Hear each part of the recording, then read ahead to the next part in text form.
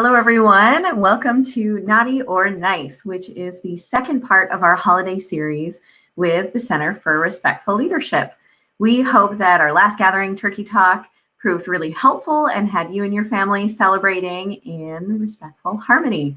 But of course, we are not done with the holiday season yet. We are only halfway there. And this week, we are elevating some new voices and just elevating some fresh perspectives on maintaining your holiday cheer.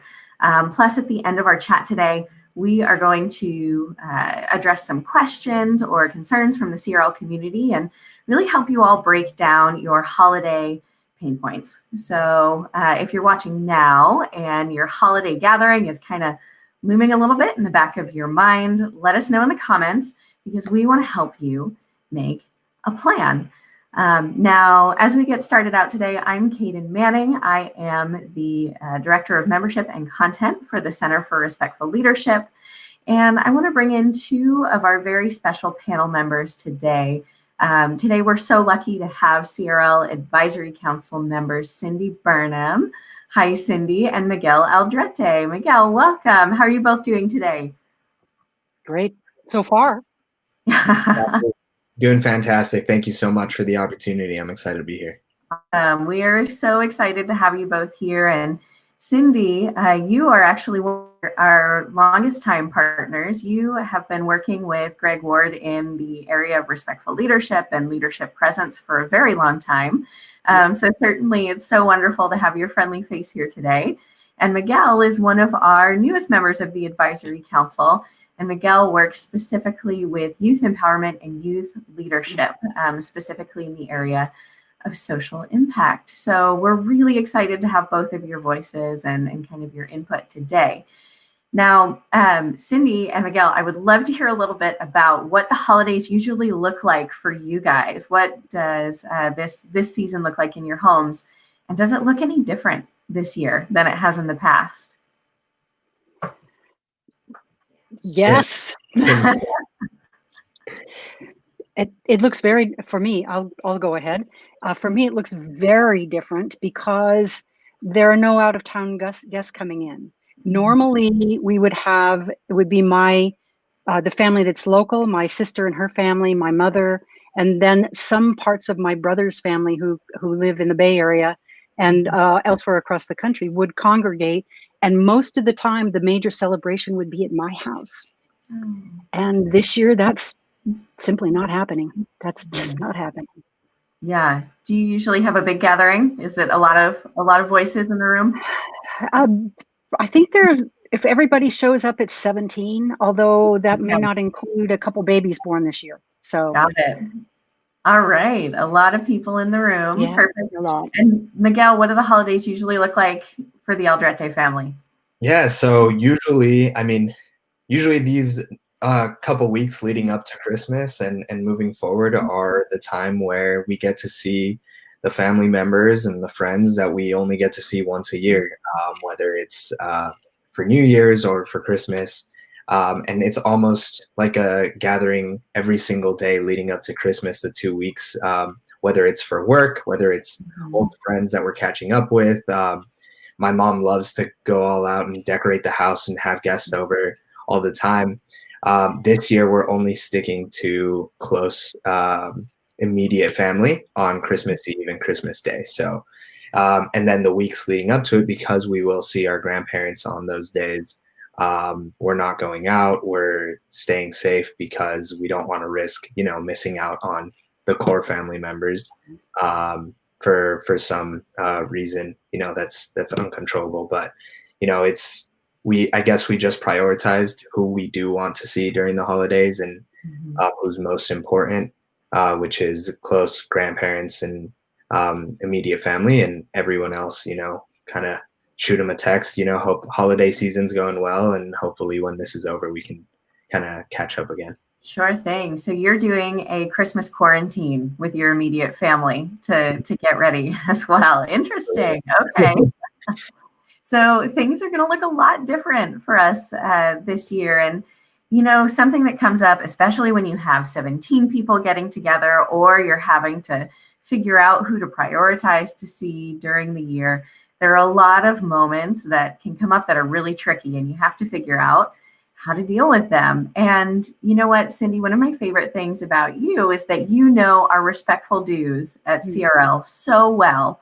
And you tend to be really great at using them kind of in the heat of the moment. But I think my question is, you know, a lot of times it's easy to say, okay, you know what, I need to remember what I respect about this person. But with our family, sometimes we lose our cool a little bit easier. It's a lot easier to forget to keep those respectful dues in mind. Why do you think that becomes a little bit more challenging for us in those circumstances? That is a really interesting question. So I go to what I think about the self on this, because you say, how do we stay true to ourselves, and all of this is what people care about. But I believe that there are different selves. We all have different selves, and I think of it like a diamond with different facets that we turn in different ways depending on our circumstances. And I believe we have a different self with our family than we do with our friends or our business. And it seems to me that, and we also tend to be more reactive, especially to our siblings and to older people, or older to younger, because we revert to the kid self, the person that we were as a kid. And we tend to be more reactive. Children tend to be more reactive, and we forget those grown-up, logical, trained-in behaviors. And so the reactive brain keeps sneaking in like we did when we were kids.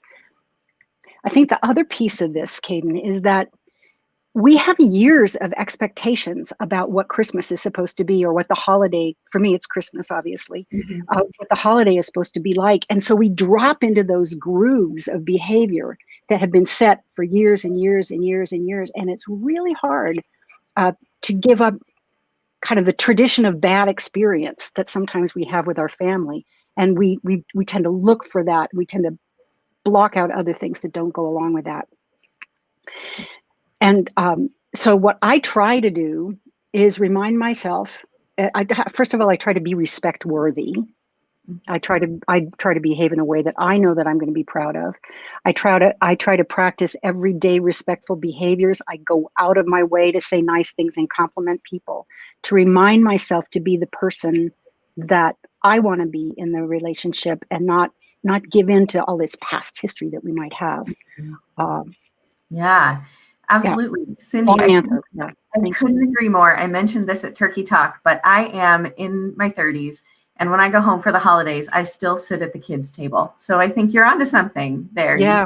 Really easy to kind of step back into those old dynamics when you find yourself hanging out with your family for the holidays.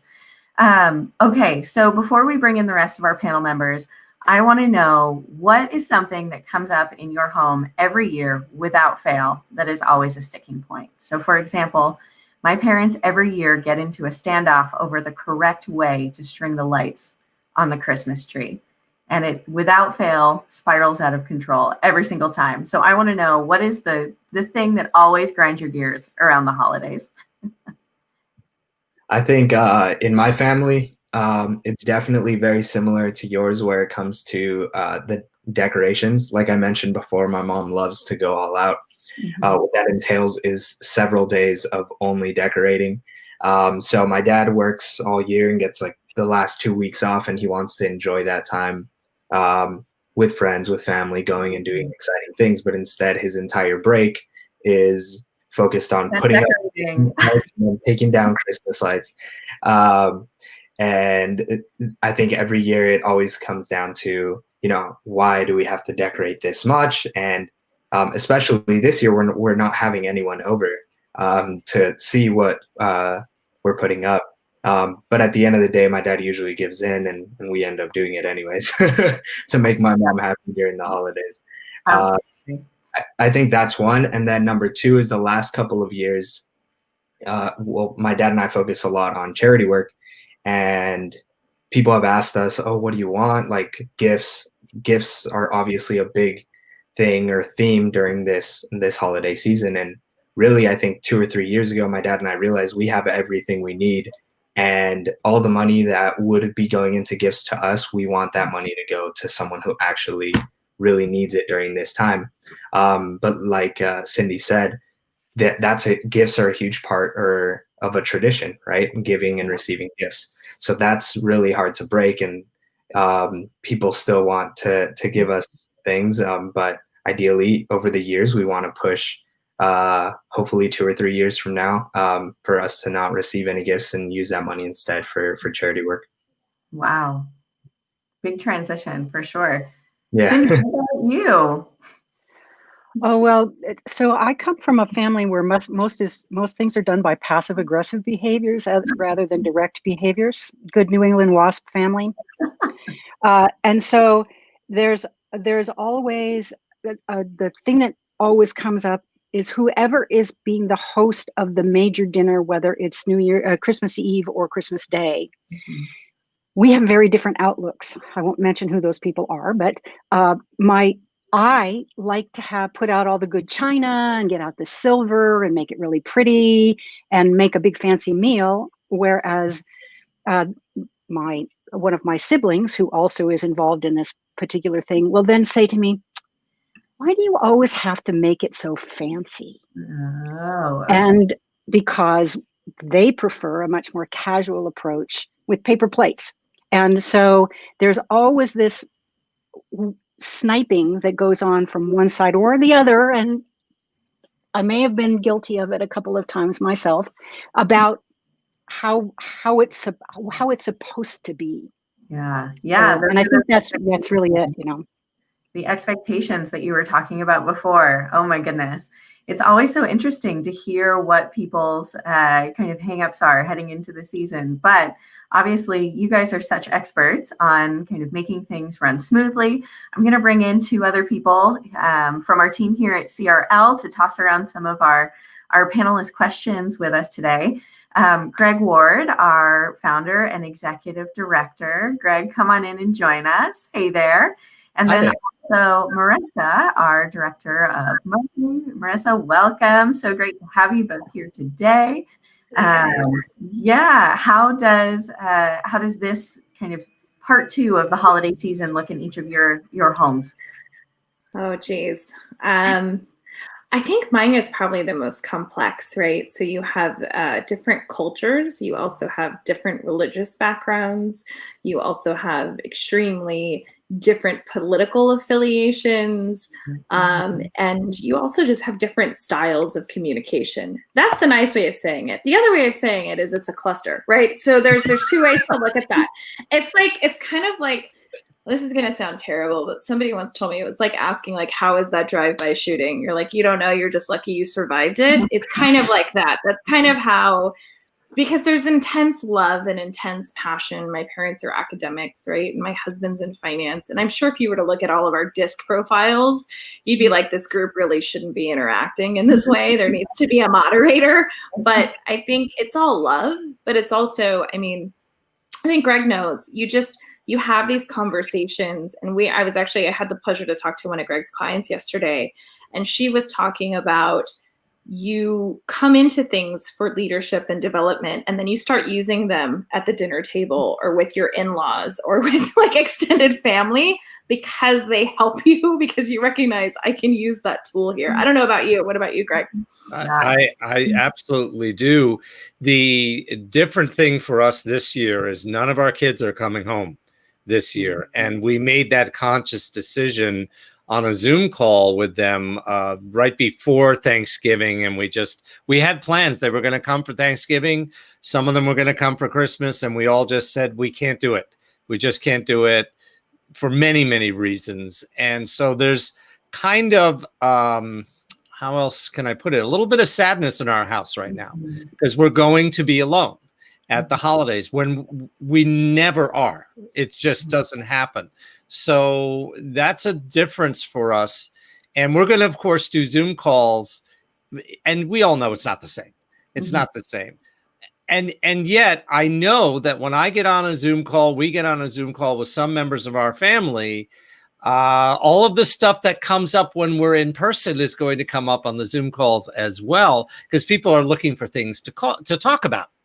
And of course, the hot debated topics of the day are going to come up, and I'll start using the techniques that we do in our work. And Kathleen will give me the hairy eyeball, like, really? You're going to use that with our family? And I'm like, yeah. Yeah. Because it's just, not only are we a little sad, but do we really need the stress, right? Yeah. Do we really need more on top of what we're already feeling? Absolutely. And you know what, Greg, I can really picture you running your family gathering like a Zoom meeting, like a CRL meeting. Whose turn is it? Here's the agenda. You're all queued up. So, but you actually brought up a really great question, which is one that I wanted to ask all of you.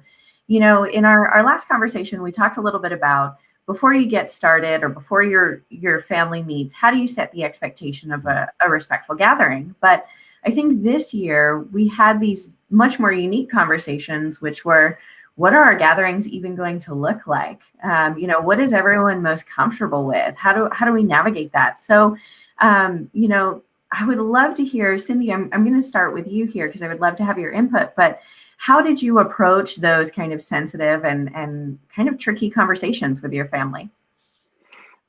Well, first of all, my mother used to be the biggest hostess in the world, and we would have people from all over the world. She was a sponsor of foreign students, and we had people from all different kinds of cultures. And so we always had and have had a family rule of no politics or religion at the dinner table. Okay. It's like just completely, you can't talk about it, especially because there are some real differences in my family. And obviously if we had guests from other places in the world. So we just said, you know, we're coming together to be in community. We're coming together to do this. And I told you, we're passive aggressive. So we avoid rather than directly confront things. And the other thing that my sister and I have done over the last few years, when we know that there are some issues that are going to come up in the family, is we remind ourselves that although Christmas might not be that big of a deal for me, I don't have kids, for example, but it's a really big deal for my mom, and it's a really big deal for a couple of other people within the family. And so we remind ourselves, out of love for those screwy people that are different than the rest of us, let us make their Christmas happy. Let us think of it as the gift that we give them, that we might not be able to give them a present that they want, but the gift that we give them is the participation in this event. And reminding, you know, just doing that reminder. And by the way, as an aside, the respectful techniques that we use, they work really well in these circumstances, and they work really well if you ever get flying again and sit next to somebody on a plane who has a different way of looking at the world.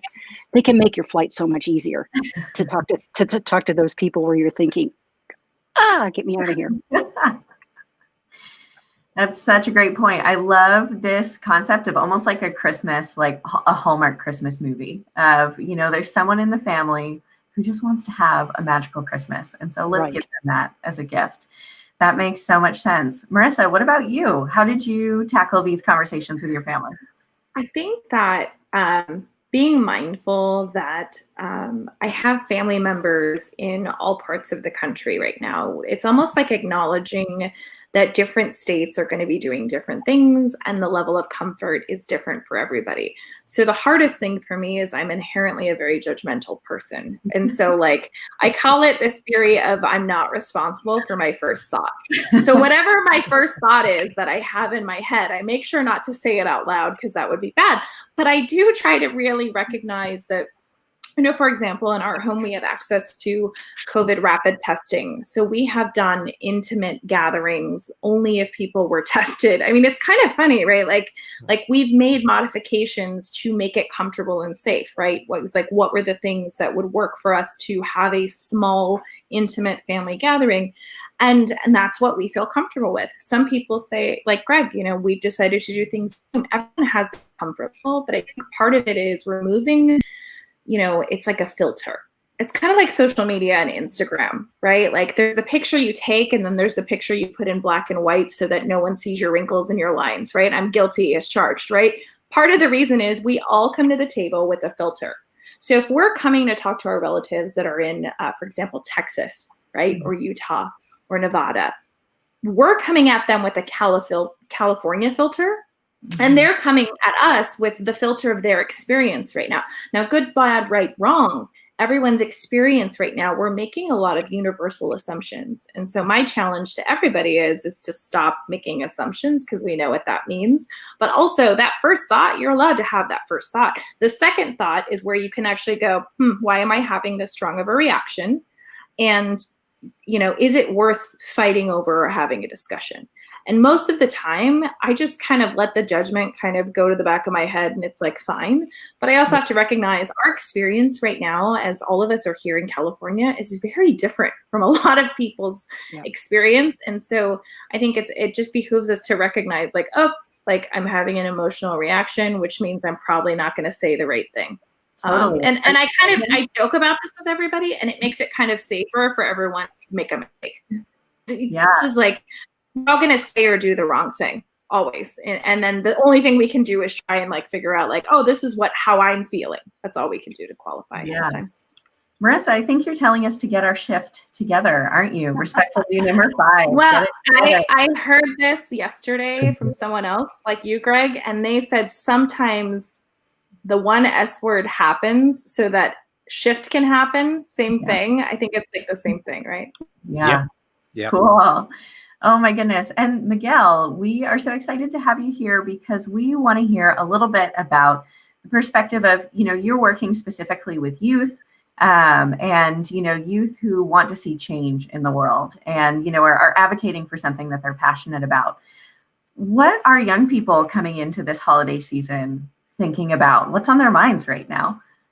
Yeah, I think a big thing, many of you spoke about, the big decisions you had to make on a family level, right? Who are you going to visit? Who can fly in? Who cannot? How big are our gatherings going to be? I think one of the toughest things, especially me kind of being in the stage where I can start having some sort of decision making, family versus my siblings who are still in high school and middle school, and whatever they say, it's not going to be taken seriously. I think the hardest thing was during this time,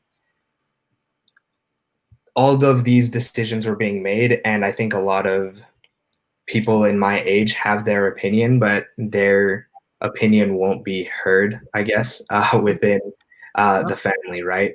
So especially at the beginning of March, April, May, June, when something came up where my cousin had his high school graduation, right? And they had the drive-by celebration, and then the immediate family was invited to come in after. Now, the drive-by happened, we parked, we came in, and immediately my mom felt uncomfortable because there was too many people, and she was not expecting that many people to be there.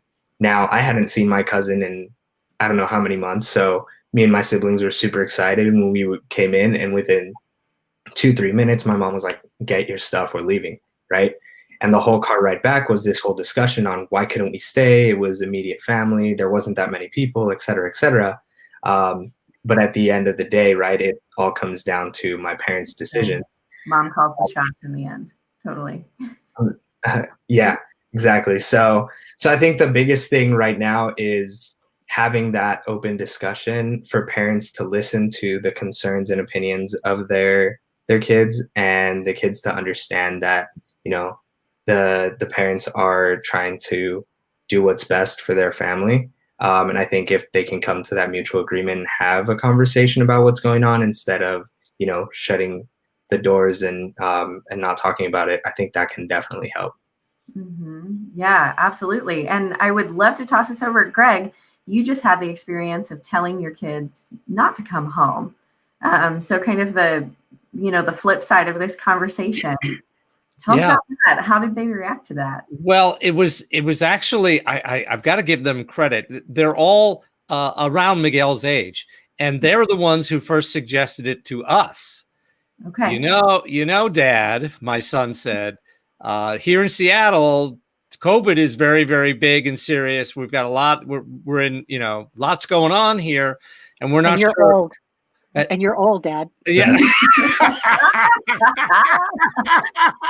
At risk. And you're at risk, Dad. He didn't say it that bluntly, but he did imply that maybe we should rethink coming down, is what he said.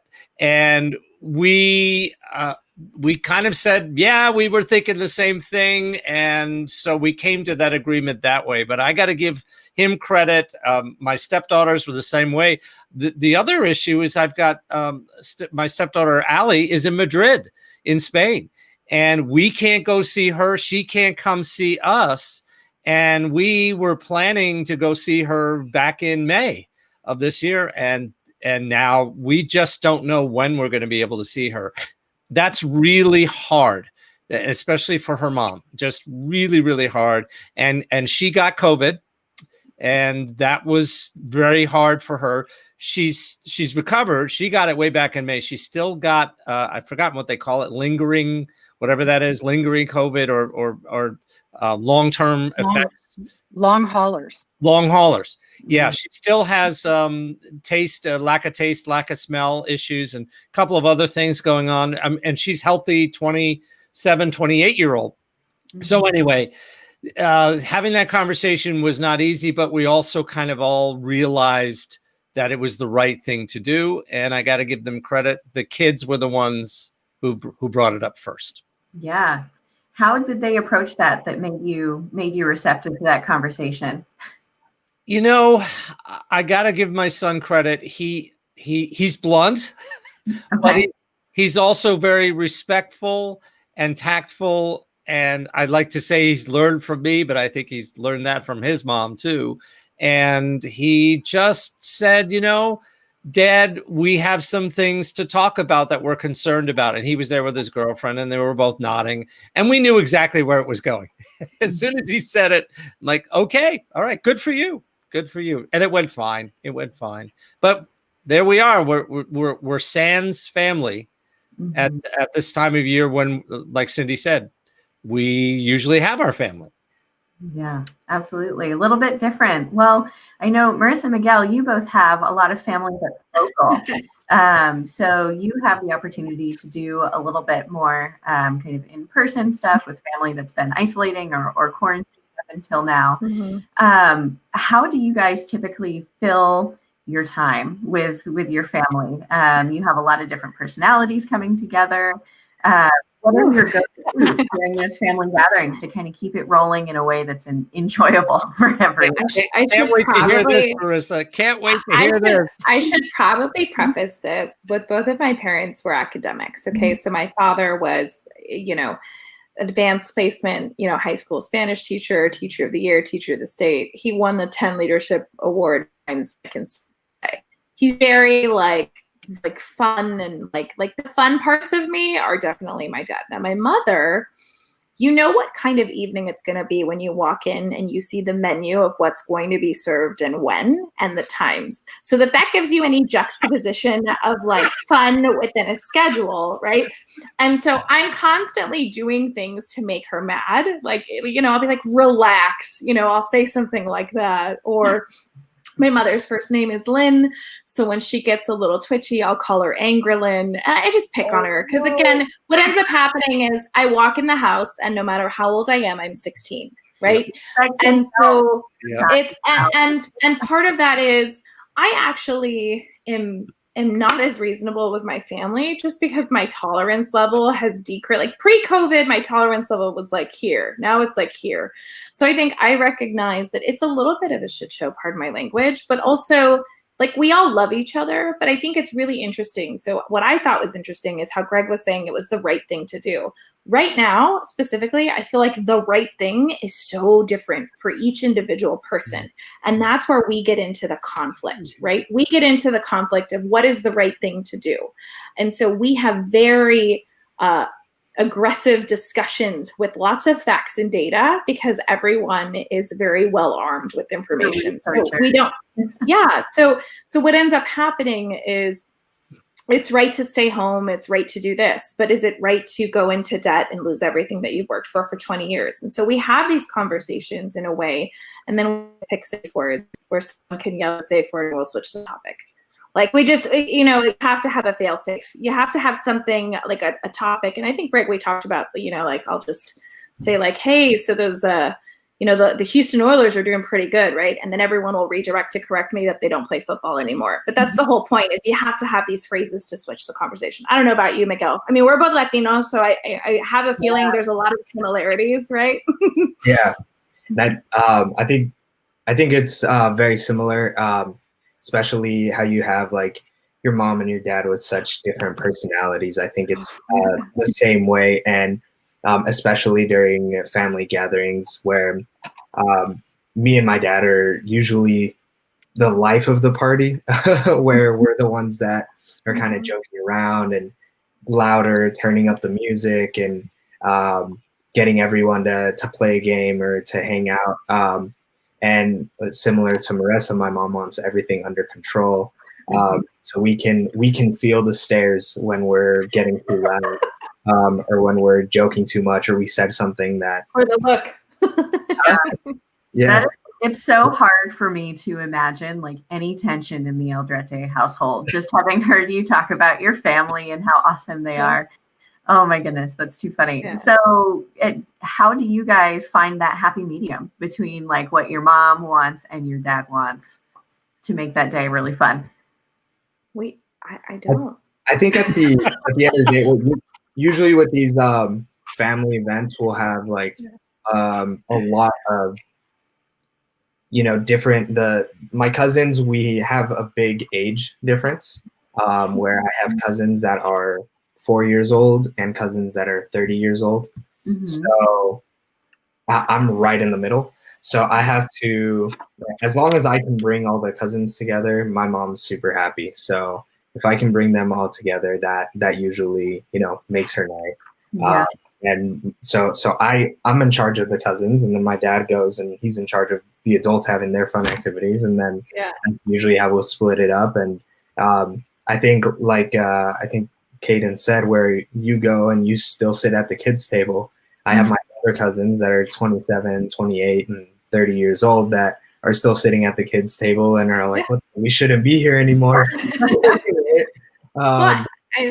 I think sometimes we don't agree, and there's no, like, it's kind of organized chaos. That's kind of what I look at like holidays are. It's like, no matter how much you plan, something will go around. I don't know if you guys remember a couple of years ago, maybe it was Easter time, we had the earthquake. Like we were all getting ready to sit down to dinner and there was like a huge earthquake. And so I think we're really good at doing kind of what I call like the segue, right? Like we'll just segue into something else, or we'll try. But ultimately, I think the thing is that we encourage debate in our house, right? So we encourage everyone, you can't base your opinion, or like you can't base things on opinions. They have to be facts. So if you can come to the table with facts, then we'll have a discussion. But one of the things that we do as well is we don't allow technology. So like no phones at the table, no recording of these conversations so they don't end up viral on TikTok. I don't know if you guys have seen some of this with kids, taping their parents, and then, mom and dad loses their job because they thought that they were having a private. So we try to set up like at least frameworks for safety where it can't be taken out of the space, right? Because anything taken out of context can be hurtful. But I think if you encourage like respectful dialogue, you can get pretty far, at least we do, but it's like organized chaos. What about you, Cindy? Yeah. Well, we don't have chaos. We're wasps. We don't do chaos, but we do passive aggressive. And so the way that we manage it is when somebody says something, because, for example, my brother has very, very different religious views than the rest of the family. And sometimes he will say things that are consistent with those views, which are very inconsistent with other people in the family. And then we'll all everybody breathes. I think this is where I first learned the technique of breathing to settle and center yourself, was in these conversations to go, would anybody like another cup of coffee? And so that giving yourself the space to settle so that you can deflect it away, keeps us from getting into fights. On the other hand, the other attitude is we all have this kind of, we have to just get through this, which is terrible. If If I could jump in with something. Yeah. Yeah. You talked about breathing. I was just reading an article this week because we're always talking about breathing to handle your emotional shift. Yeah. Well, the article was all about how do the Navy SEALs deal with high stress situations. And goodness knows they are in those a lot. And they have developed a technique that they call box breathing or four square breathing. And it's simply they breathe in for on a 4 count, then they hold it for 4 count, then they breathe out on a 4 count, and they keep it out for 4 count. And they call it box breathing. And it really helps settle you down. So what I've found is if I'm in the middle of a heated debate at the dinner table about whatever, I'll try and do the box breathing, and that will give me enough moment while the other person's spouting forth, enough moment to say something that is not too explosive.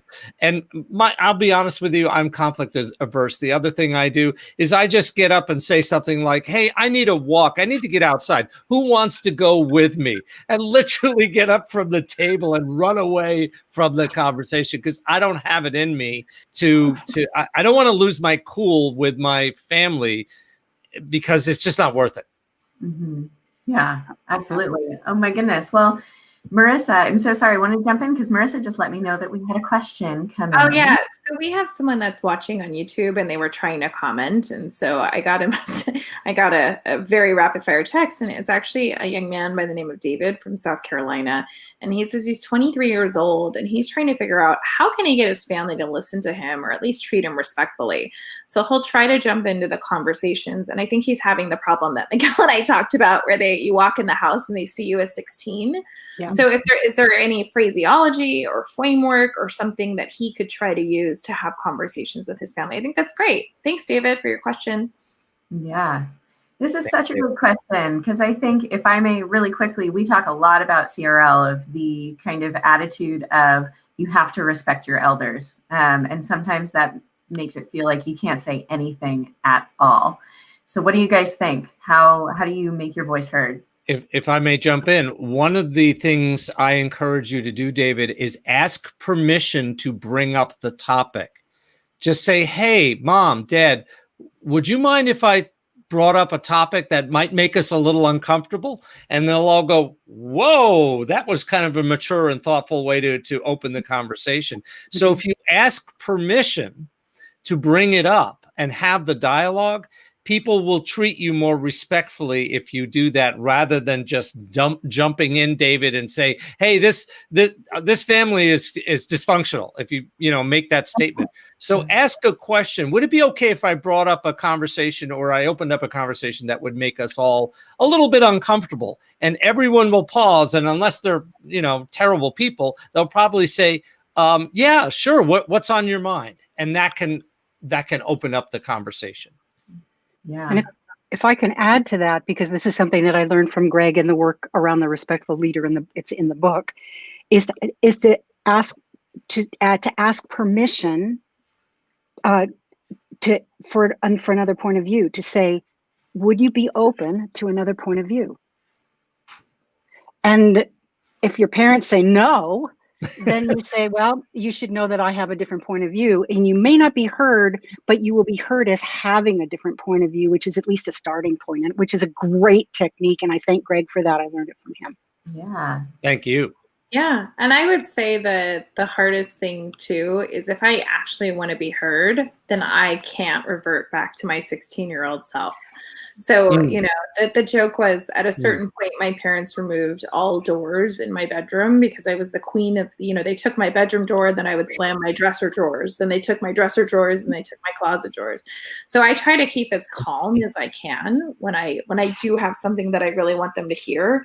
Because what they're expecting me to do is to just well, I don't know if this happens for you, Miguel, but when I'm really heated, I'll go into Spanish, right? I'll just go, I'll go straight Ricky Ricardo. And so I'll try to keep it down and I'll try to keep it like reasonable in a reasonable tone and they can hear me. But if I go into that fiery kind of 16-year-old, then it's like, I've just proven their point that I'm a kid.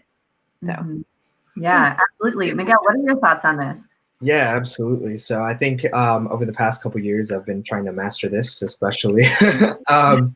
And I see it a little bit like a strategy game, right?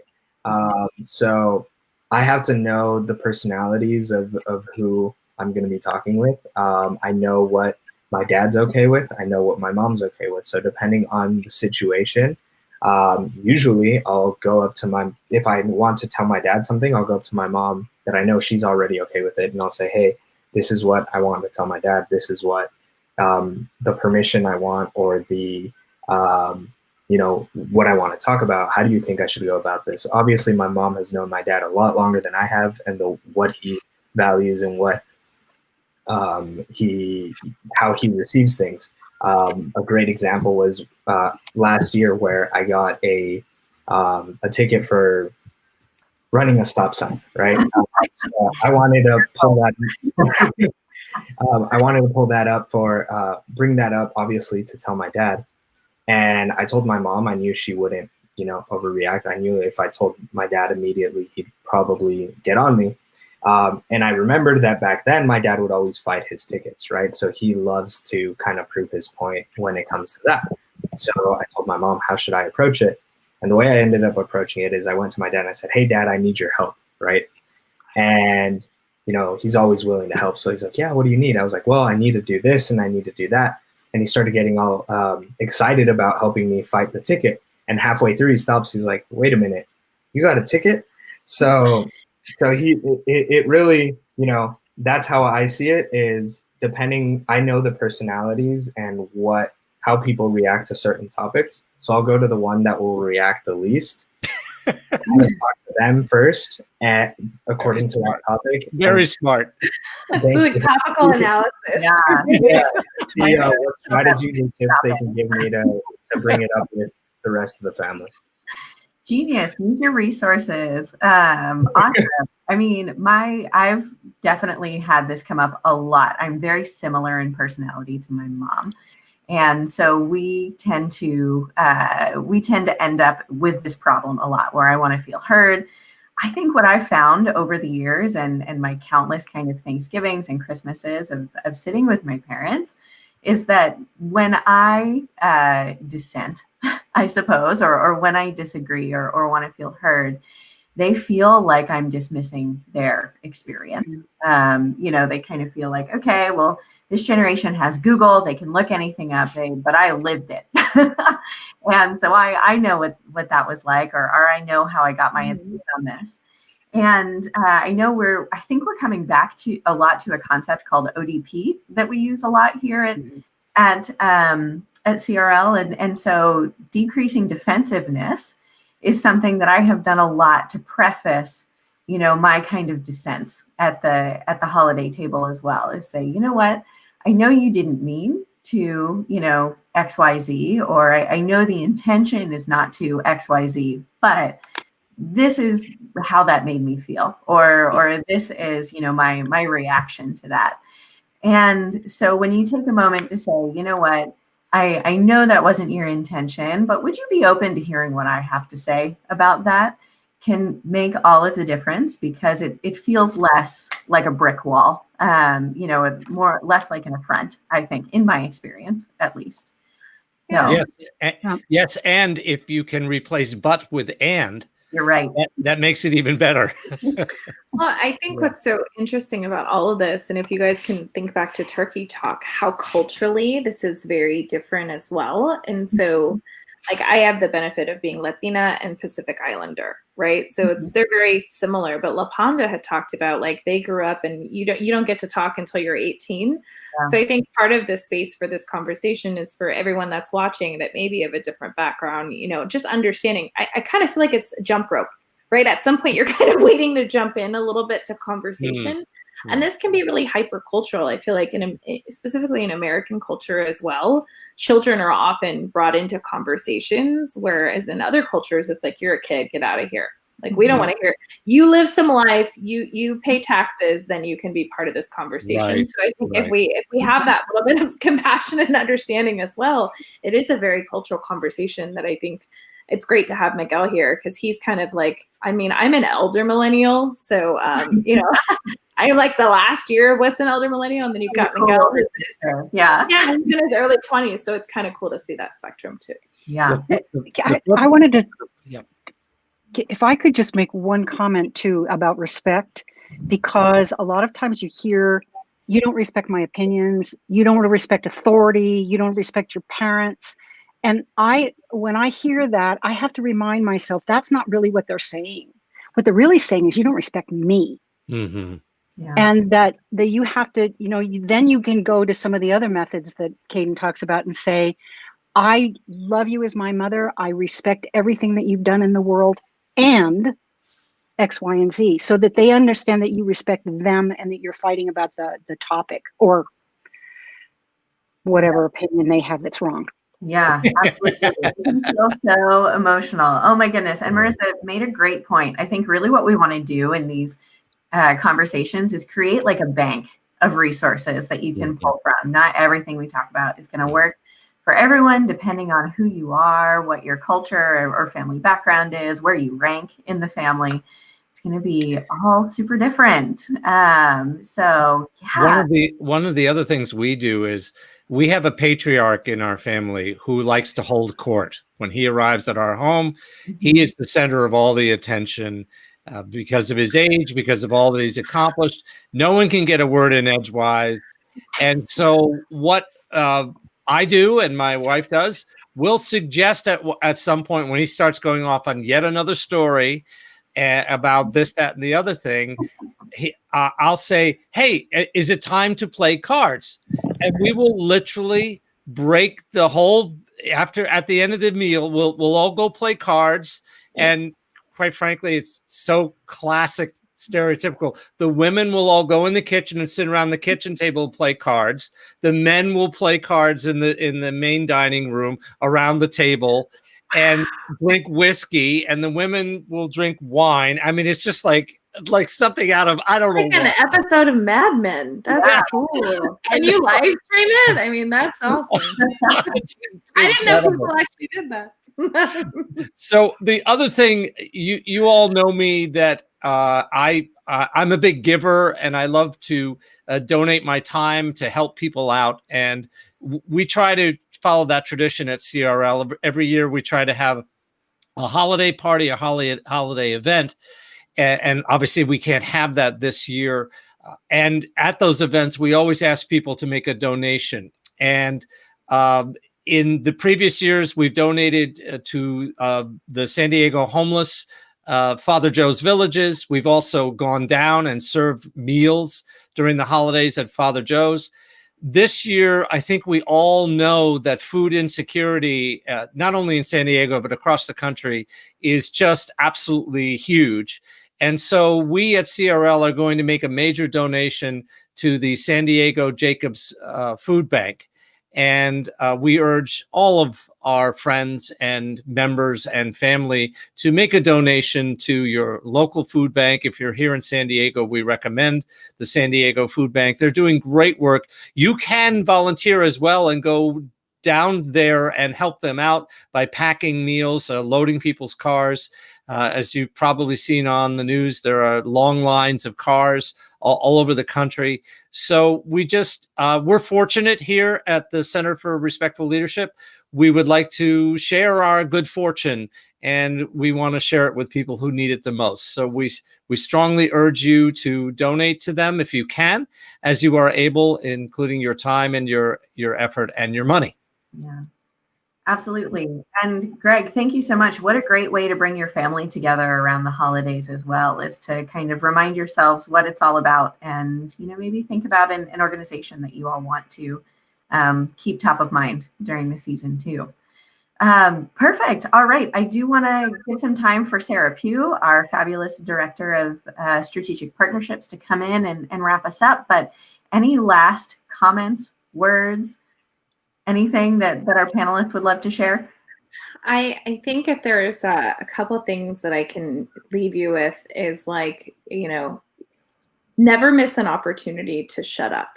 right? Like, so a lot of times you learn a lot more just by sitting there and letting someone go. You know, they can only talk for so long without having to take a breath anyway. So You don't know my father-in-law. So the joke I tell Greg all the time is you know, in the smarter of two alphas, the smarter will defer to the dumber. So most of the time, I'm just going to let them keep talking. And I learned so much. And just, you know, sometimes just shutting up, it's like, all right, I'm just going to listen. And the thing is what you'll learn is that person was probably never willing to hear anyone else but themselves anyway. So for sure. And you just sit there. Marissa, that reminds me of during my career in sales, we often would say, seek first to understand and then to be understood. And I think you've given such great advice on that note. Fabulous. Sarah, welcome to our Sarah. holiday party here. Hi, guys. Yeah, I want to go ahead and pass it on over to you. Have we had anything else pop up, or actually let everyone know what is coming up for CRL in the next few weeks here?